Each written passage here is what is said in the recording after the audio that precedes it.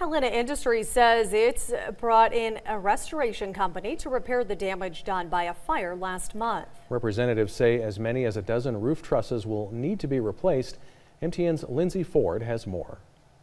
Our concern is when can we start opening the retail side again? The restoration company Helena Industries is working with estimates repairs to their retail building will take 3 to 4 months. Barbara Walsh, interim CEO for Helena Industries, biggest concern is how long it will take to develop enough donations to get the store going again. Right now, they cannot accept any donations. That is our goal in the next month, to decide when we open up, when to ask for the donations and have the time to process them and have the room to process them. I think people don't realize you need a certain amount of room, and right now that room where we process is the one that was damaged. Walsh said the construction company will touch base with Helena Industries a month from now to provide a clearer picture on when the thrift store will be available to reopen. The insurance inventory people come in and count all of our inventory, and so at that point they ask us then to try to sell it for whatever we can get for it. The structure damage itself is estimated to be about $250,000. As far as the inventory damage in the store at the time of the fire, the loss of the inventory,